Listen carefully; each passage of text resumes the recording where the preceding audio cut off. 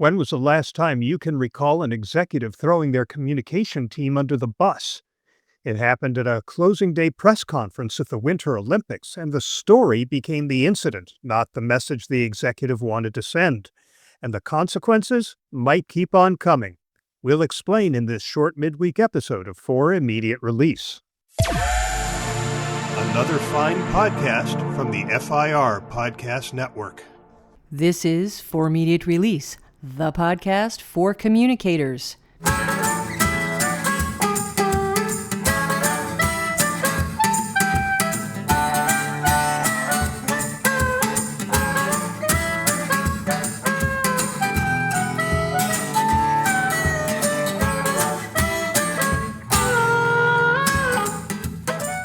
Hi, everybody, and welcome to episode number 503 of For Immediate Release. I'm Shel Holtz.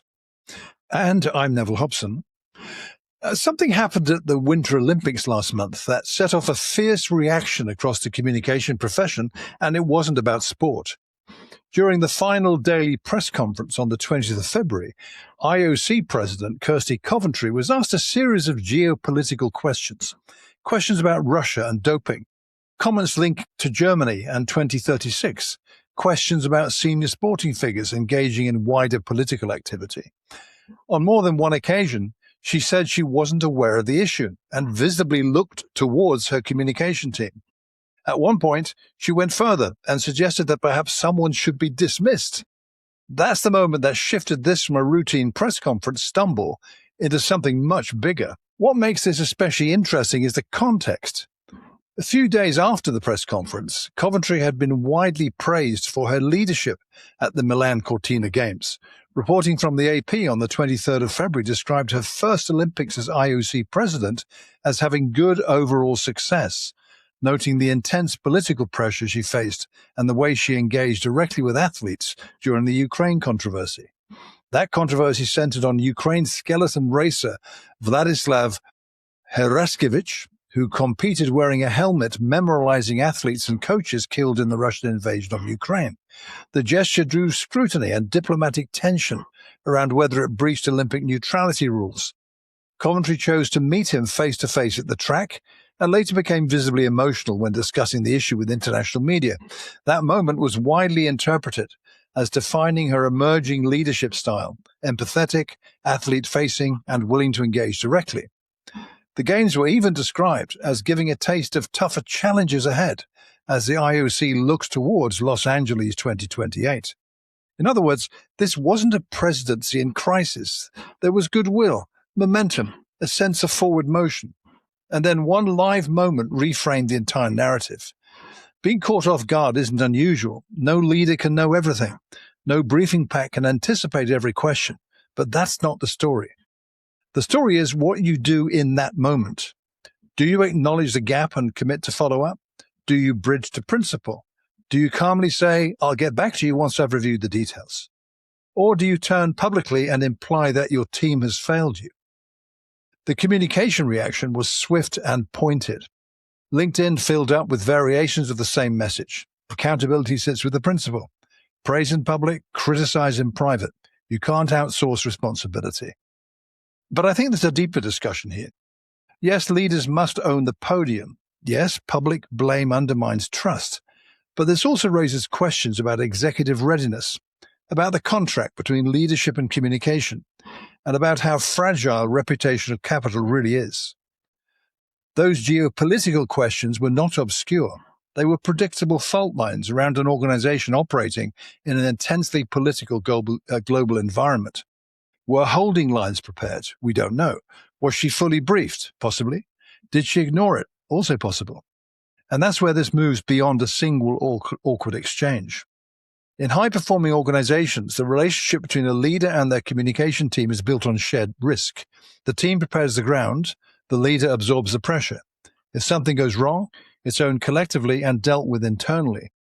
The world stage doesn't create dysfunction, it amplifies it. So rather than pile on, I think this is worth examining as a case study. Here's what intrigues me.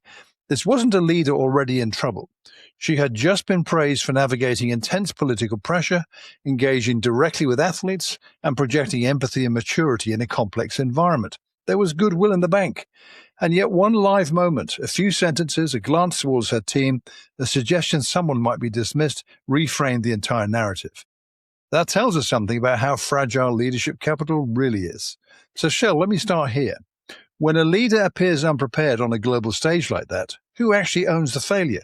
Is it primarily the principal? Is it the communication team? Or is it a breakdown in that relationship we often describe as the unwritten contract between leader and comms? And perhaps even more provocatively, at what point does a communication team have a responsibility to push back and say, you're not ready for this podium? Once a story becomes internal blame rather than the issue itself, you're no longer managing the moment. The moment is managing you. So what do you make of all this, Shel? Well, I think it's a two-way street. I think both sides failed here. You have Coventry herself is the IOC president, has been for nearly a year. She should have been aware of these issues from a governance standpoint. It's not a question just of media prep. As one commentator put it, it's not the PR team's job to inform the president of things she should know simply from a management perspective. So I don't think there's a problem with piling on here a little bit. But throwing your team under the bus publicly is not the approach to take. I think there are some lessons that I hope Coventry learns here. She turned what should have been a really unremarkable closing press conference into a global story about dysfunction at the IOC. The press conference actually became the story, and that's the exact opposite of what any comms professional looks to achieve with this type of a press conference. The right move from Coventry would have been to acknowledge the question, note that she'd want to look into it, and then commit to following up. That buys time for her without revealing this gap between what she knows and what she should know. And she could have gone behind closed doors afterwards, and she and Mark Adams, the guy who's in charge of the communications team, could have had whatever conversation she wanted to about briefing protocols. But, when a leader publicly humiliates their comms team, it poisons that relationship and makes future counsel less likely, the exact opposite of what the communication requires. Yeah, I agree. So, I mean, there's lots, and everyone with an opinion has been doing it on LinkedIn in particular. PR Week had a really good assessment, which is what kicked off a lot of this. But what you've outlined is what she should have done, basically, and I totally agree. I think it's an additional comment I'd add to that is demonstrating, in a sense, the executive ownership of the issue overall. She could have said something like, ultimately the responsibility sits with me. That would have dampened down anything, would have changed the tone of the entire story. She didn't do that. But there's also, I think, worth pointing out what the PR team should have done. And maybe they did do it. Let's add that immediately. We don't actually know who did or didn't do what. She may have not read a briefing book that was given to her, or right? she may not have been given one. Now, that's the other element. Exactly right. We don't know. So this conversation therefore gets more interesting if we examine from that point of view. So the issues raised weren't obscure, and I agree with you that the geopolitics of it all is actually in the kind of daily news. She reads newspapers, she would have seen a lot of this discussion. That would have been kind of alert to her. So the issues were not obscure. Russia and doping, geopolitical symbolism of 2036 Germany, including one of the questions she got, why was the IOC merchandise website selling T-shirts with emblems of the 1936 games in Nazi Germany? And I wasn't aware of that kind of thing. Infantino and Trump, that's a dynamic between the president of the IOC, Trump. Predictable lines of questioning. A robust prep document, what might that have looked like? Well, likely hostile questions. Again, briefing her on the kind of questions she might get. Top-line holding statements, 30-second bridges. If you don't know language, if that didn't exist, that's a team failure. If it did exist and she ignored it, that's a leadership failure. Yeah, well, she said, I was not aware on three separate occasions in one press Yeah, conference. she I did. can't remember ever hearing about anything like that before. And every time she said it compounded the damage from the last one. And even if she wasn't briefed, a seasoned executive would have bridged what she could say, the IOC's position on political neutrality, their commitment to anti-doping integrity, the process for evaluating future host city bids. She could have leaned on what she did know and then offered to get back to people with more specific answers later, but she just kept revealing what she didn't know. This is a textbook case for why pre-briefing documents and Q&A anticipation matter and what you would expect from your comm teams. And before any high-profile press event, they should have, and again, we don't know whether she was or not, but she should have gotten a briefing book that covered not just what you want to say, but what you're likely going to be asked. Precisely. With Germany 2036 on the centenary of the Nazi Games, a sitting IOC member appearing at a Trump political event and an NYT investigation into Russian doping, these are all foreseeable questions during a closing Olympic press conference. And, I don't think that Mark Adams gets to skate here. He's a 17-year veteran of the IOC. He used to work at the BBC, ITN, and Euronews, and the World Economic Forum. He's earning £420,000 a year for this job. When the Germany 2036 question came up, his response was simply that he hadn't seen it either. Yeah, and I got to tell you, for someone at that level and that salary during the Really? final press conference of the Olympic Games, I mean, I think it's an understatement to call that a significant lapse. The media monitoring function alone should have flagged those issues. Yeah, I agree. I mean, there's a ton of questions I've got here that might be rhetorical now, actually, but nevertheless, let me rattle these off and see what you think. Can a comms team ever fully protect an unprepared leader is one.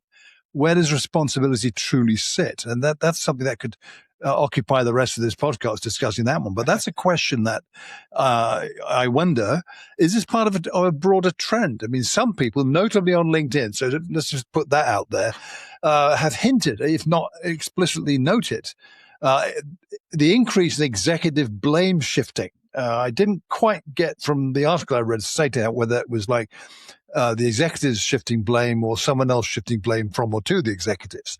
Diminishing personal accountability and a culture of scapegoating communication. Is that anecdotal or systemic is the kind of rhetorical question, I suppose. Should comms professionals refuse to front leaders who are not ready? It takes a brave person to do that, and maybe Mark Adams isn't that person, I don't know, but that's pretty provocative.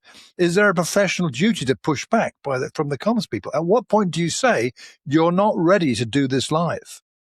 Is this a case study in leadership under geopolitical complexity? The Olympics isn't sport alone, it's politics. It's war, it's symbolism, it's national legitimacy. A modern IOC president must be politically literate at the highest level. So there's lots there.